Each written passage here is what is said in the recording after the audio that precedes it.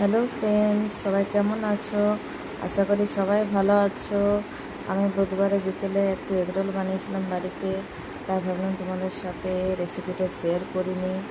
কারণ আমার মনে হয় বাড়িতে বানিয়ে যতটা জিনিসটা হেলদি হয়, বাইরের জিনিসটা অতটা হেলদি হয় না। আর বাচ্চাদের জন্য তো খুব ভালো, বাড়িতে বানিয়ে খাওয়াও বাচ্চাদের শরীরের জন্য ভালো। আর এমনিতে ওদের যতটা বাইরের জিনিসটা অ্যাভয়েড করবে ততটাই ভালো, বাচ্চারা এনজয় করে। আমার ছেলে তো খুব এনজয় করেছিল, ও বললো মা খুব ভালো হয়েছে অ্যান্ড টেস্টি হয়েছে। ওর তো খুব পছন্দ হলো। তাই রেসিপিটা তোমাদের সাথে শেয়ার করবো। তোমাদের কেমন লাগলো বলবে, কমেন্ট করে বলবে। যদি ভালো লাগে তো প্লিজ শেয়ার করে দিও, কমেন্ট করো এবং স্টার দিও।